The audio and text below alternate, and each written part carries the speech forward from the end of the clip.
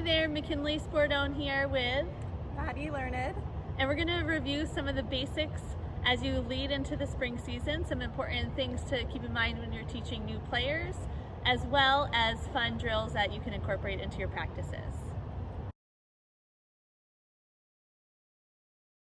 All right, so first off, we're going to talk about stick handling. So we call this right here, the throwing position and the cradling position, triple threat. So here you can cradle, you can dodge, you can pass. This is a position that players should always get used to going back to, because it is in her frame where she, as she gets to the next level, is not exposing that stick, and it's a position she can easily pass out of. So this we call triple threat.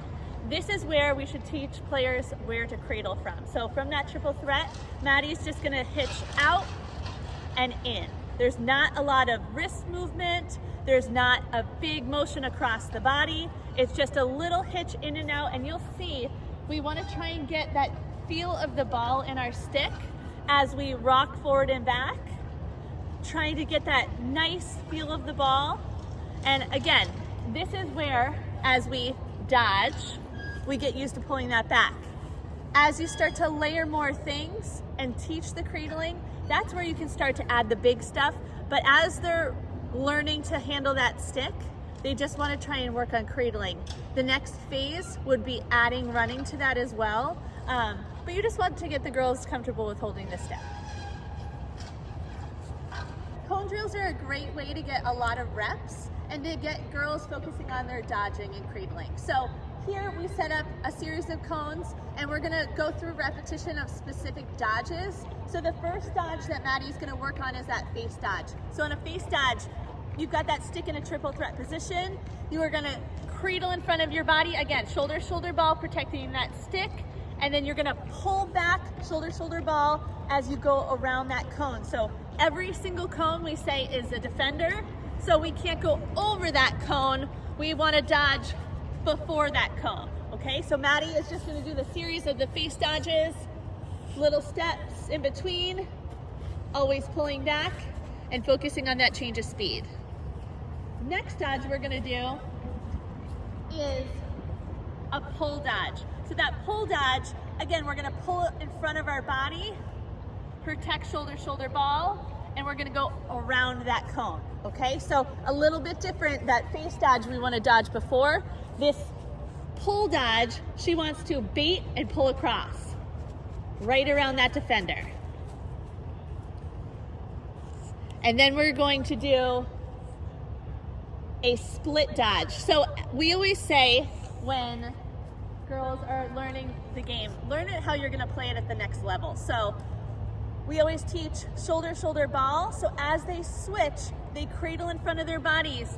They're getting back to that triple threat position, shoulder, shoulder ball, as they switch. So we don't want to teach really square like this, because we want them to get used to using that torso, protecting their stick, okay? So that switch in every single cone, always coming right back to that triple threat position. Beautiful. And then the last one we're gonna work on is a little rocker dodge. So it's just a little hesitation, but we want to emphasize that change of speed. So as she attacks up to that cone, she's gonna do a little rock back, explode to that next one. Rock back, explode. Rock back, explode. Awesome. Passing to your partner, you wanna get the butt of the stick pointing right to where they are. You wanna step into it with that opposite foot, and you are gonna go up and over. It's a push and pull, and your follow through is right to where your target is. So as we partner up and we get girls passing with each other, they're going to be focusing on getting that stick in that triple threat position, stepping opposite, and then following through right to the target. So you come into position right there, good. So Maddie's gonna step into that pass and follow through. Now as she's catching, she's gonna point her stick to that target, and as she catches, she's going to give with that ball. That's the biggest thing. We always say when you're teaching catching that you want to think about catching an egg. So you want to cushion that egg so that it's not going to break in the stick. That's a great analogy for the girls to think of. or a water balloon, something that is going to make them really focus on those soft hands. So again, we'll show Maddie here, working on that step into that pass, follow through to that target, and as she gives with that, she's going to give with the stick, cradle, and pass back. Again, she's going to give, soft hands, and release.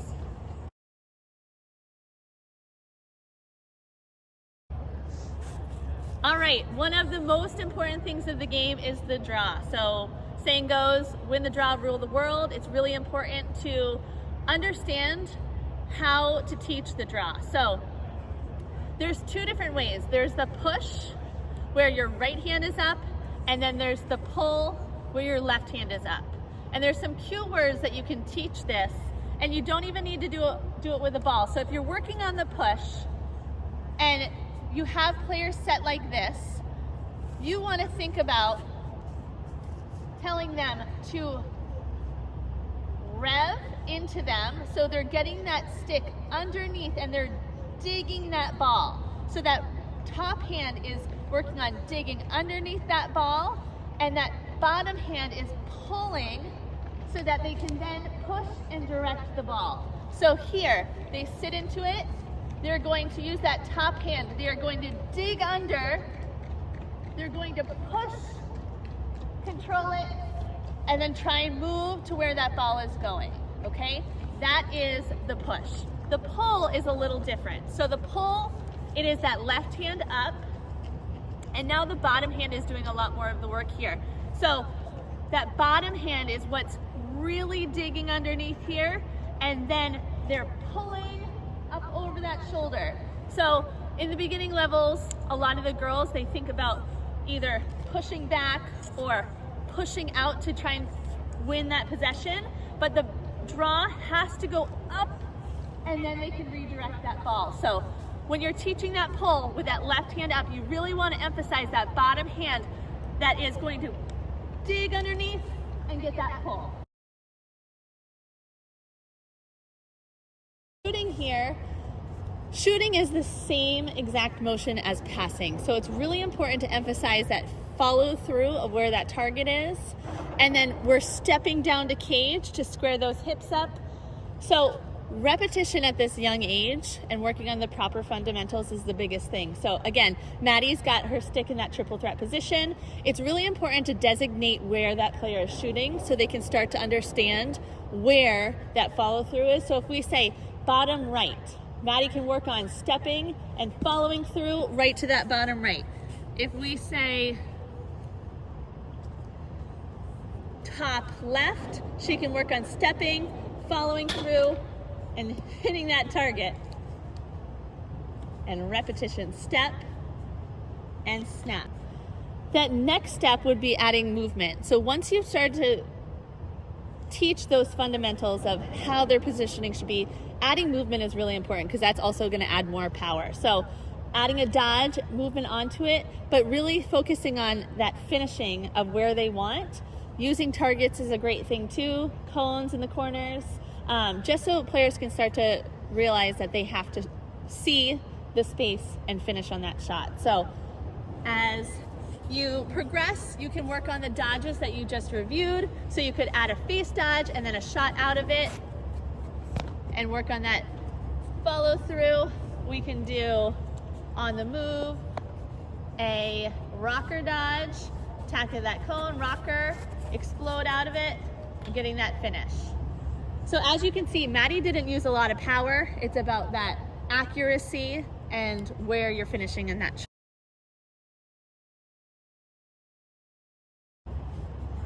Ground balls are really, really important. And there's a couple key words that you can use when you're teaching ground balls. So really important to teach choking up. So you want to tell your players to have that hand at the top of the stick, and I use the cue word, get your butts down. So that means the butt of your stick and obviously your bottom. So that is going to make you get nice and low. And then I also use the cue head over head. So you can see Maddie here. She's got her head directly over the head of the stick.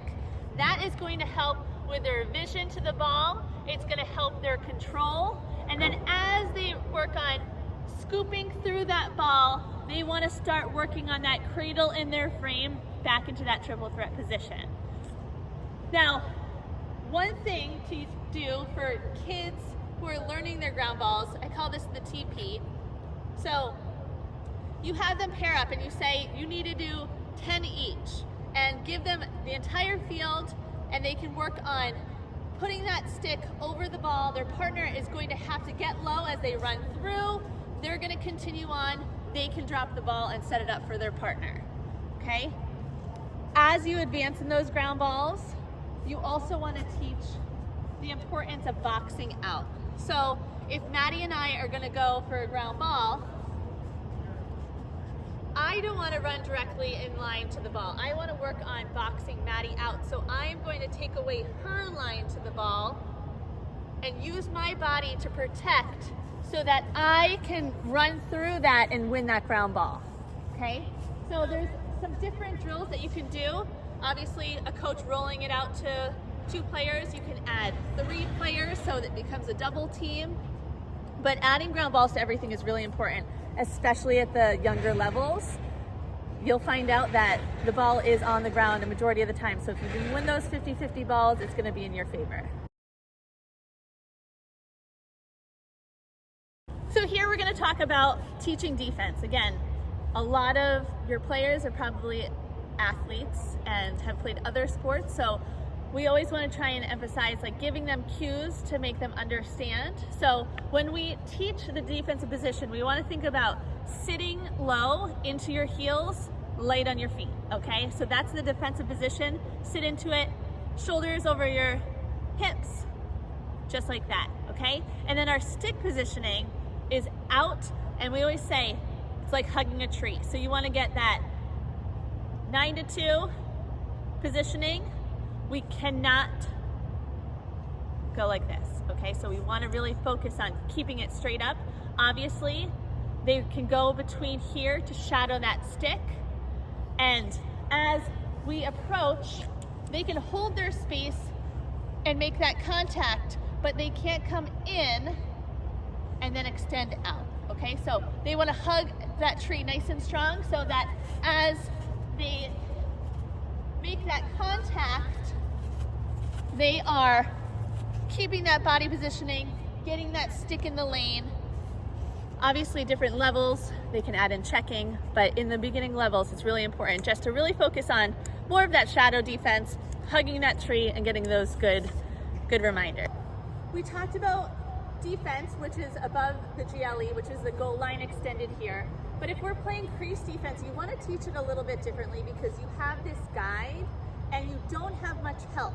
So you really want to work on hugging the crease and forcing wide. Obviously that is that next level of defense, but if you can really start to teach those players to use this line, it's going to become second nature. So it's like a mirror. So I always say to players learning, meet and greet like you're looking at your reflection. So as Maddie comes to that line, I want to meet and greet her again with that hugging a tree, and I want to guide her out. If she turns, I'm using that line. I'm not going to overcommit and follow her. If she goes back there, she's no longer a threat. So I want to stay here. Again, as she meets that line, I'm going to force her wide and out because that is where my help is. And when you're teaching crease defense, if they're working on covering the ball and the ball is directly behind, they can be in this space if they're marking ball. As she goes one way, I can shadow her. If she starts to go the other way, I can follow her. Okay, and again, I'm using this line to meet and greet. If that player is off ball. So if I am marking up and Maddie does not have the ball, and the ball is up high, I want to be marked up hand to man, stick to ball, and I want to have my head on a swivel. I always tell players, think about that piece of pie. So you want to be in a position where you can see both, where you don't have to go like this and choose. Set yourself up at an angle where you can see both, but if I'm marking X and she's directly behind, I cannot stand here or that will be shooting space. So only when that player has the ball can I stand in this space longer than the 3 seconds? So if I'm working on shadowing behind, if she starts to go, I have to commit. Okay? And then again, I'm working on seeing ball, seeing my girl. I always teach hand to man, stick to ball. That's going to allow more opportunities for knockdowns. And then it teaches your player defensively to be a little more physical by knowing that their player is there. They don't have to pull them, they don't have to grab them, but you can make contact like that.